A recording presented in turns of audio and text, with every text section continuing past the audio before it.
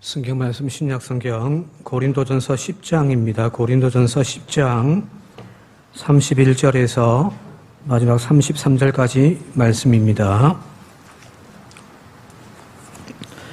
그런즉 너희가 먹든지 마시든지 무엇을 하든지 다 하나님의 영광을 위하여 하라.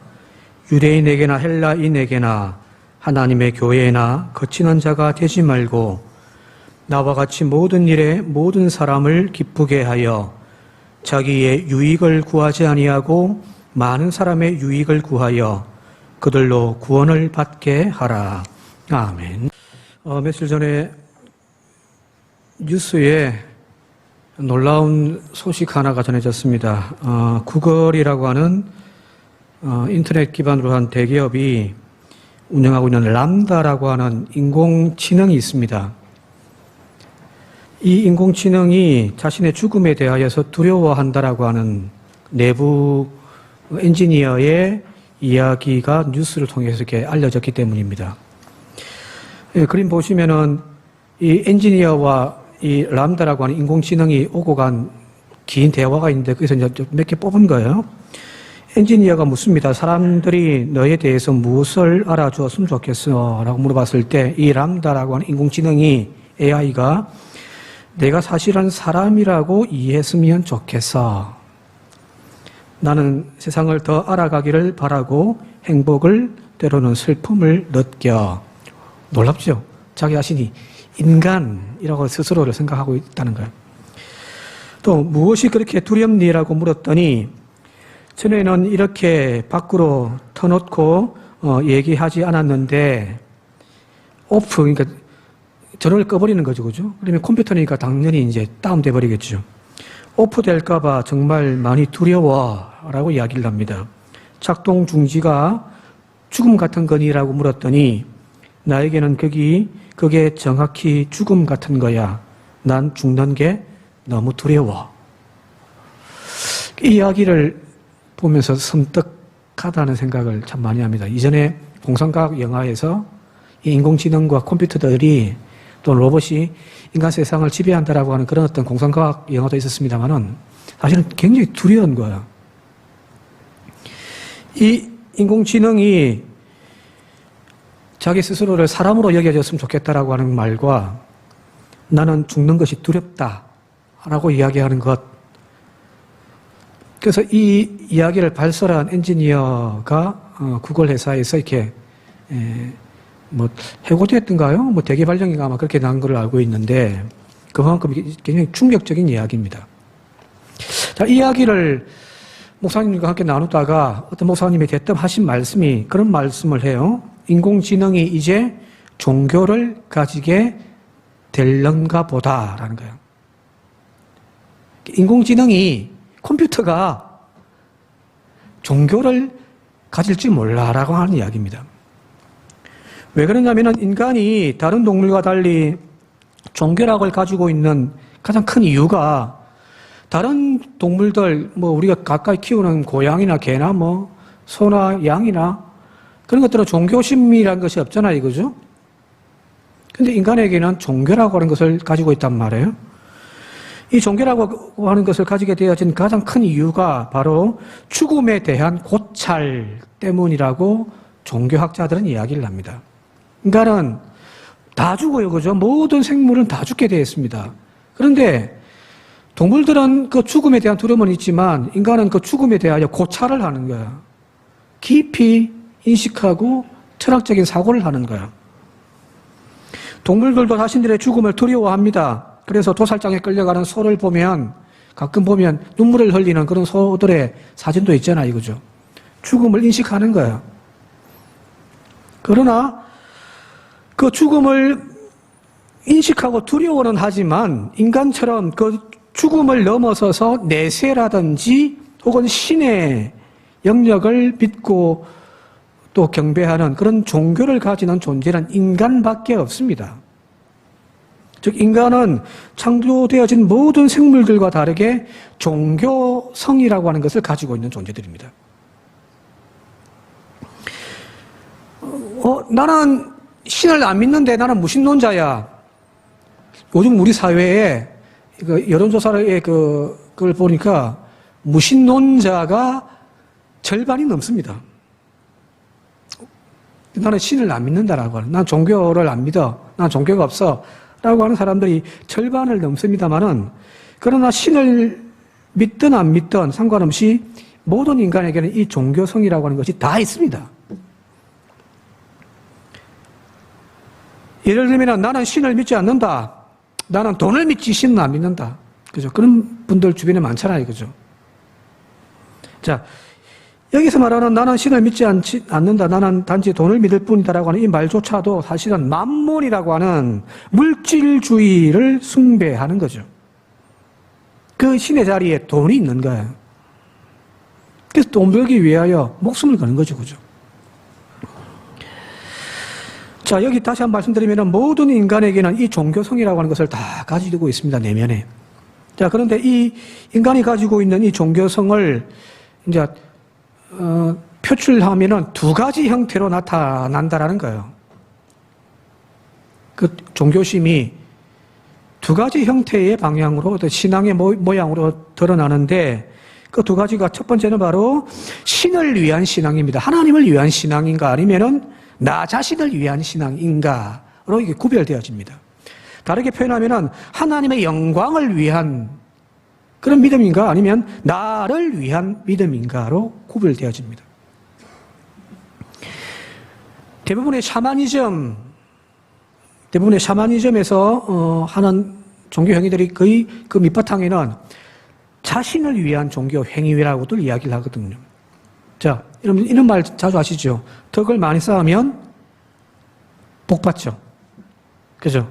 덕을 많이 쌓고 착한 일 많이 하면 복 받는다고 우리는 이야기를 합니다. 자, 이 말 속에는 덕 자체가 많은 사람들을 유익하게 하고 선을 베풀고 하는 착한 행위를 하는 그것 자체가 궁극적인 목적이기보다는 뭐죠? 복 받는다의 포인트가 있는 거예요. 그래서 복 받기 위하여, 내 삶이 더욱 형통하기 위하여 덕을 쌓으려고 하는 거죠. 지극정성으로 원하고 바라고 기도하면 소원이 성취되어진다라는 말도 우리 자주 하잖아요, 그죠? 근데 그 기도의 목적이 나 자신을 위한 것이지 신을 위한 것은 아니잖아요. 우리가 새벽마다 혹은 기도할 때마다 하나님 앞에 부르짖는 그 기도를 가만히 한번 분석해 보세요. 누구를 위한 건지, 하나님을 위한 건지, 나를 위한 건지. 근데 대부분의 기도가 사실은 나 자신을 향하고 있다는 거예요. 무속신앙에서 춤과 노래를 통하여서 인간의 길흉화복을 위하여 하는 그 굿이라는 것이 있잖아요, 그죠? 대표적으로 굿이 있는데, 이 굿을 하는 이유가 뭐예요? 죽은 귀신을 달래기 위함인가요? 천지신명에게 막 지극정성을 드리기 위함인가요? 아니잖아요. 바로 내 삶의 안정과 번영을 위하여 우리는 굿을 한단 말이에요. 그래서 굿도 여러 개가 있습니다. 근데 그 이름을 가만히 보시면은 대표적으로 제가 몇 개 소개할게요. 혹시 아시는가 모르겠습니다. 제수굿이라고 아십니까? 제수굿. 믿음들이 너무 올라가지고 좋아가지고 막 잘 모르시네. 제수굿이란 사업의 번창과 재물의 번성을 위하여서 올려드리는 굿이에요. 사업을 시작했어요. 이 사업이 잘 되게 해달라고 굿판을 여는데 그것이 바로 제수굿입니다. 성주굿 많이 들었죠, 그죠? 성주굿. 새로 집을 짓고서 신축하고 난 다음에 그 집에서 이제 안녕을 기하면서 드리는 굿이 바로 성주굿입니다. 당상굿은요, 마을에 액을 막아내고 마을에 안녕을 기원하는 굿. 그게 당상굿이란 말이에요. 공동체를 위해서. 자, 그리 보면은 이 굿 자체에서 보면 그 이름이 다 각각 다 다르지만은 그 모든 것들이 바로 나 자신을 위한 거죠. 사업을 했어요. 사업 잘 되게 해주세요. 새로 집을 지었어요. 이제 이 집에서 안전한 생활, 행복한 가정 꾸리게 해주세요. 하면서 비는 것이 굿. 대부분의 샤머니즘의 핵심은 바로 그거겠어요. 신을 향하여 나아감이 아니라 신을 나에게로 이렇게 끄집어 드리는 거예요. 그래서 나의 삶을 안전하게 번성하게 또 병이 치유되시게 해달라고 하는 그런 자기 중심적인 신앙이 바로 샤머니즘입니다. 오래전에도 출애굽기 설교를 아마 하면서 이 말씀 좀 했습니다만은 우상에 대한 정의가 출애굽기에 나와 있습니다. 그죠? 시내산에서 하나님께서 이스라엘 백성들에게 십계명을 내려주셨는데 그 십계명에 보게 되어지면 자세하게 우상이 뭔지에 대하여 설명을 해놓았어요. 같이 한번 읽어볼게요. 출애굽기 20장 4절입니다. 출애굽기 20장 4절 시작. 너를 위하여 새긴 우상을 만들지 말고 또 위로 하늘에 있는 것이나 아래로 땅에 있는 것이나 땅 아래 물속에 있는 것의 어떤 형상도 만들지 말라. 레위기 26장 1절입니다. 시작. 너희는 자기를 위하여 우상을 만들지 말지니 조각한 것이나 주상을 세우지 말며 너희 땅에 조각한 석상을 세우고 그에게 경배하지 말라. 나는 너희의 하나님 여호와임이니라. 여기 우상에 대한 표현에 앞부분에 뭐라고 되어 있냐면 자기를 위하여, 너를 위하여 새긴이라는 표현이 있습니다. 앞으로 이제 구약 성경을 쭉 읽다 보면 우상에 대한 이야기들 많이 등장하는데 그 우상을 항상 수식하는 표현이 바로 이 표현이에요. 너를 위하여, 자신을 위하여 새긴 우상입니다. 관용적인 표현이기도 해요. 우상을 단순하게 돌이나 나무나 금속의 어떤 형상을 새겨가지고 거기에 경배하는 대상이라고 생각하는 거 해서는 안 되는, 그건 아주 기초적인 생각입니다. 성경이 이야기하는 하나님이 말씀하시는 우상의 본질은 바로 여기 정확하게 지적되어 있잖아요. 자기를 위하여 만들어 놓은 거예요. 허상의 신인가요? 바로 우상의 본질은 자기 자신을 위한 항상 자기 중심적인 그 마음가짐이 바로 우상입니다. 오늘날 우리 사회의 병폐와 구조적인 악이라고 말할 수 있는 모든 영역의 근본적인 원인이 바로 이 자기를 위하라고 하는 우상 숭배가 기반되어져 있습니다. 자, 법에서 규정한 최고의 권력 자리가 있잖아요. 그죠? 대통령의 자리든 뭐 어떤 자리든 이 권력의 자리, 그 권력의 자리를 이용해서 사회를 더욱더 정의롭게, 공정하게, 국민들을 더욱더 안전하게, 더 나은 삶을 살 수 있도록 헌신하는 자리가 바로 권력의 자리잖아요. 그죠? 거기 가면 엄청난 고난들이 주어지니까 그 고난 가지고 나라를 잘 다스리면 국민들이 배불리 먹고 안전하게 살 수 있단 말이에요. 자, 그런데 많은 권력자들이 자기 자신을 위하여 그 권력을 사유화하고 사용해버리죠. 권력의 자리에서 막 부정 축척을 많이 한단 말이에요. 특히 독재자들 같은 경우는 엄청난 부를 그냥 쌓아두는 거죠. 권력이라고 하는 것이 참 잘 쓰면 너무너무 좋은데, 근데 그 권력의 자리에 앉아가지고 자기 자신을 위할 때 그런 사회 악이 되어져 버리는 거예요. 기업도 마찬가지입니다. 생산과 투자를 통해서 많은 돈들을 벌잖아요. 그죠? 그 버는 돈 가지고 생산자인 노동자들에게 더 나은 삶을 위하여 공정하게 배분한다면 또 더 많은 일자리를 위하여서 투자해서 이 기업의 부가 모든 사람들에게 공평하게 흘러간다면 모두가 다 좋은 거 아닌가요? 그죠? 그런데 문제는 그 가진 자들이 자기를 위하여 돈을 축적해 놓고 쌓아만 두고 있는 거야. 돈은 돌고 돌아야 되는데 기업들이 엄청난 몇백조의 돈들을 지금 쌓아놓고 있단 말이에요. 그리고 부가 한 곳으로만 치우쳐버리는 빈부의 격차가 극심하게 되어져 버리는 사회가 되어져 버린 거라고. 왜? 자기만을 위하는 거예요. 교육도 마찬가지입니다. 무한 경쟁을 통해서 더 높은 자리를 향하여 우리 아이들을 전쟁터에 지금 내몰고 있잖아요. 상대를 밟고 넘어가야 성공한 인생이다라고 우리는 잘못되어진 가치관을 가지고 아이들 지금 교육시키고 있단 말이에요. 나는 저렇게 안 할래 해봤는데 안 되더라고요. 남들 다 보내는 학원 안 보내면 저도 불안해서 안 되겠어요. 보내고 있습니다. 이 교육의 판에 이 경쟁이 자기 자식 더 잘되게 하기 위한 그런 자기 중심적인 생각들이 꽉 판을 치고 있습니다. 그래서 자기 자신만을 생각하는 이기심으로 기회와 공정의 장이 되어야 할 교육마저도 지금 병들어져 있단 말이에요. 자, 이처럼 사회의 모든 영역에서 병들고 부패하게 하는 그 모든 근본적인 원인이 뭐예요? 자기 자신을 위하여라고 하는 이 우상 숭배 때문입니다. 네, 자식이 우상이 되어버렸습니다. 네, 가정이 우상이 되어졌습니다. 우리 교회가 우상이 되어져 버렸습니다. 우리 나라가 우상이 되어져 버렸습니다. 사회뿐만 아니라 종교마저도 자신의 욕망을 성취하기 위하여 종교라고 하는 이름, 신이라고 하는 이름으로 거룩하게 포장해 놓은 것뿐은 아닌가 싶을 정도입니다. 이런 자기 자신을 위한 가짜 신앙이 오늘 우리의 믿음을 병들게 만들고 우리의 교회를 지금 어지럽게 만들고 있죠. 왜 하나님의 교회가 이렇게 시끄럽고 하나님의 교회가 왜 이렇게 쪼그라들고 지금 엉망진창이 되어졌는가? 왜 그럴까요? 하나님이 무능했어요? 하나님이 그냥 눈 감고 귀 막고 계시기 때문에요? 졸고 계십니까? 아니에요. 우리가 잘못된 신앙을 하고 있기 때문입니다. 기독교의 올바른 신앙은 모든 종교 행위, 예배, 찬양, 기도, 헌신 등등 그 모든 종교 행위의 근본적인 목적이 나 자신을 위하여가 아니라 따라합시다. 하나님의 영광을 위하여.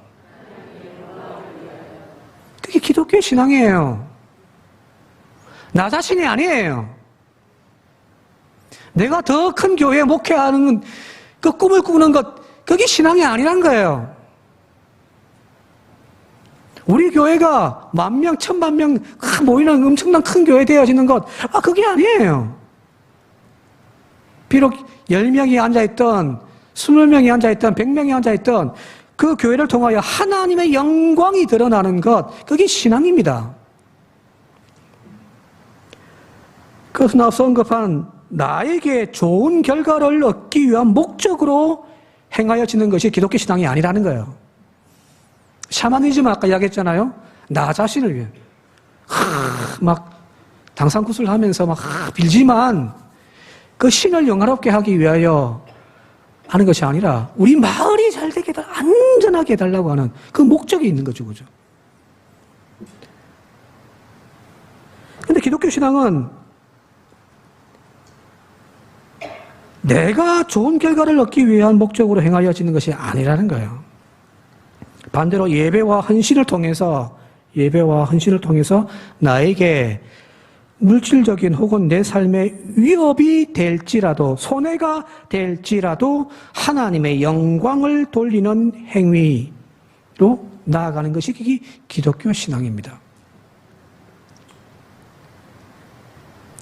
저는 교인들 보면 참 안타깝습니다. 요즘 안 그래도 그 쪼달리는 살림에서 11조 떼가 감상금 떼고 뭐 떼고 다 떼면 뭐 갖고 생각을 해요? 남들은 이 주말 되면은 막 산으로 들러 막 놀러 다니는데 아이고 교회 나와가지고 앉아가지고 막 불쌍해요. 손이잖아요, 그죠? 하나님의 영광을 돌리는 행위 때문에 손해보고 그럼에도 불구하고 위험을 감수하고까지도 행하는 것이 바로 기독교 신앙입니다. 바로 이것이 십자가 신앙인 거죠. 그죠? 종교 행위를 통해서 멸류관과 번영, 형통, 이 목적인 샤머니즘과 다르게 기독교 신앙에서 가장 중요한 것, 그건 바로 십자가이잖아요. 십자가는 잘 아시듯이 자기 부정이란 말이에요. 자기 손해예요. 자기를 죽이는 거예요. 주님은 이 십자가를 예수 믿는 사람들, 예수를 따르는 사람들에게 전제 조건으로 설정해 놓으셨잖아요. 그죠? 마태복음 10장 같이 한번 읽어볼게요. 10장 38절 시작. 또 자기 십자가를 지고 나를 따르지 아니하는 자도 내게 합당하지 아니하느니라. 16장 24절. 이에 예수께서 제자들에게 이르시되 누구든지 나를 따라오려거든 자기를 부인하고 자기 십자가를 지고 나를 따를 것이니라. 자, 자기 손에 감내하고 자기 유익을 포기하는 것, 그게 기독교 신앙입니다. 내 업적과 내 이름을 쌓아 올리기보다는 그걸 내려놓고 하나님의 이름이 높아지도록 하는 것, 그게 기독교 신앙이에요. 내 즐거움이 아닌 타인의 즐거움과 행복을 위하여 겸손히 낮은 자리에 서서 섬기는 것, 그게 기독교 신앙입니다. 내 창고가 더 크게 채워지는 즐거움과 축복을 누리기보다는 오히려 그걸 비워내어서 더 많은 사람들의 배를 채워주고 더 많은 생명의 풍성함을 이루게 하는 행위가 바로 기독교 신앙입니다. 달라야 됩니다. 따라서 나를 죽이지 않고서는, 나를 위하여라고 하는 이 타이틀을 내려놓지 않고서는 절대 우리는 하나님의 영광을 이룰 수가 없습니다. 내가 죽어야 교회가 살고 내가 죽어야 타인이 행복해지는 거예요. 모든 것 다 사라지고 그 자리에 하나님의 영광만 드러나야 되는 거예요. 사역 다 끝내고 난 다음에 자기 이름이 높아지고 거기에 자기 이름을 하나 더 세워놓는 것이 아니라 하나님의 영광만이 기억되어져야 합니다. 그래서 기독교 신앙은 나를 위하여가 아닌 하나님의 영광을 위하여가 되어지는 겁니다. 자, 여기서 하나님의 영광을 위하여라고 하는 말이 구체적으로 가면 뭘까요? 어떻게 하면 하나님의 영광을 돌리는 거예요? 그동안 우리는 내가 부자가 되어지고 내가 출세하고 우리 자식이 막 서울대 들어가면 하나님께 영광을 했습니다만은, 그러니까 그렇게 못되는 아이들은 하나님의 영광을 가리는가요? 부자가 되어지지 못하면 하나님의 영광 가리는 건가요? 아니란 말이에요. 하나님의 영광을 위하여라고 하는 말을 저는 다르게 표현하면 하나님을 하나님 되게라고 생각합니다. 하나님을 하나님 되게 하는 거예요. 나를 위하여 하나님을 종으로 삼는 것이 아니라 하나님을 하나님 되게 해서 하나님이 주인이시고 내가 종이 되는 겁니다. 여기 하나님의 영광을 위하여라고 하는 표현에서 이 본문에 영광이라는 단어가 독사예요. 헬라어로. 독사. 이렇게 확 잡아먹는 게 독사광 말고요. 독사라고 하는데 이 단어가 사실은 굉장히 어려운 단어입니다.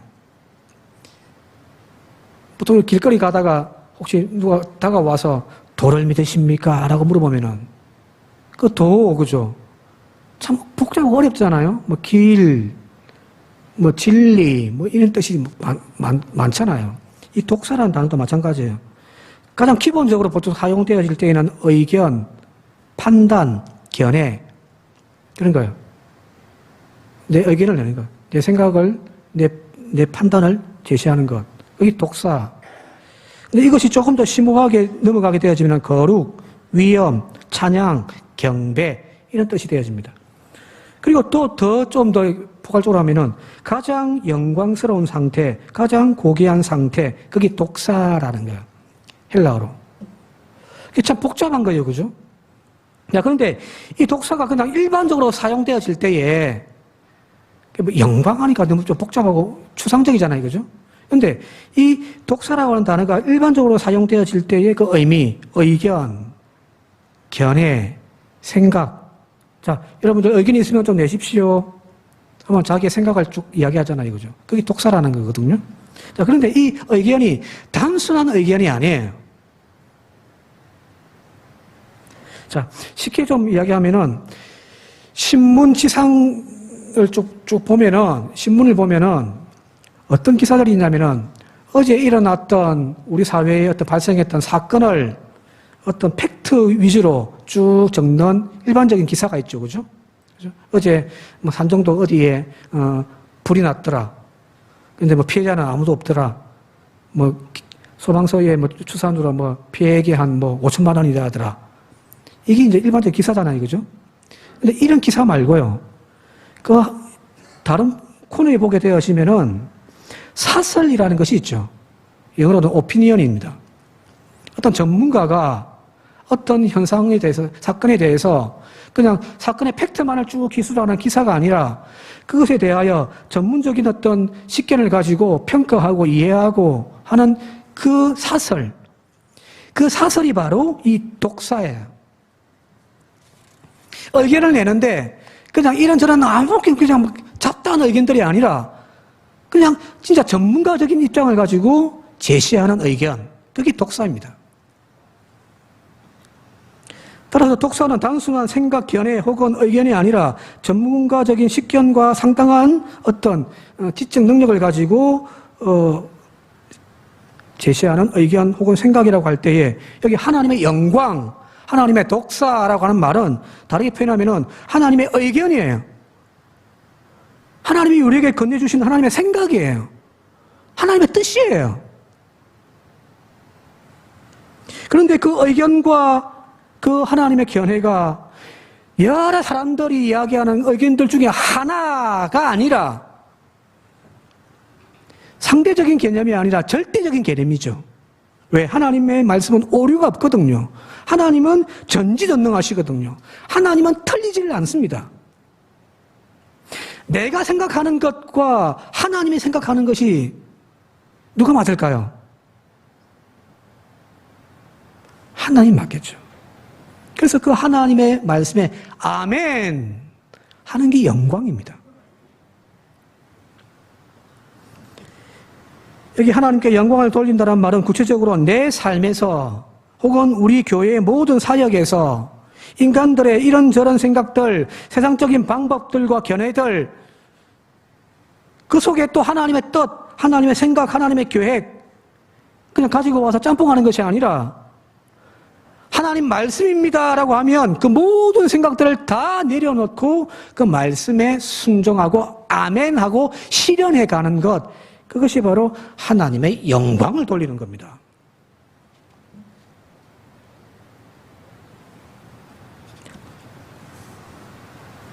조금 더 구체적으로 한번 말씀드려 볼게요. 내 생각과 가끔 하나님의 생각이 다를 때가 있죠. 그죠? 나는 이런 계획을 세우고 있고 이런 기도를 막 하나님께 드리고 있습니다. 근데 하나님의 생각과 내 생각이 달라가지고 하나님이 그걸 자꾸 노 하실 때 어떻게 해야 돼요?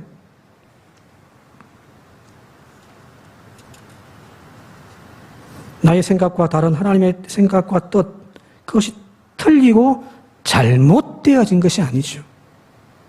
언제나 하나님은 옳습니다.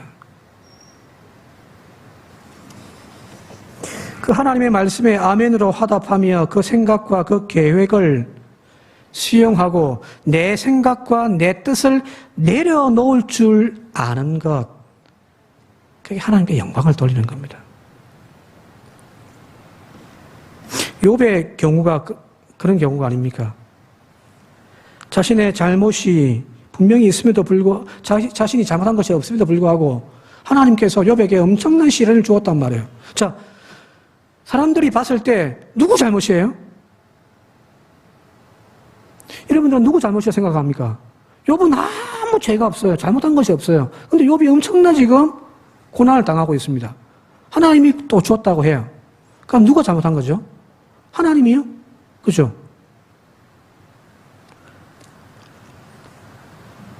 하나님의 행동이 부당하다고 아마 우리는 생각을 할 겁니다. 하나님이 틀렸다라고 우리는 생각을 할 수 있단 말이에요. 욥의 아내가 그랬습니다. 욥의 아내가 이렇게 이야기합니다. 욥기 2장 9절까지 한번 읽어볼게요. 시작.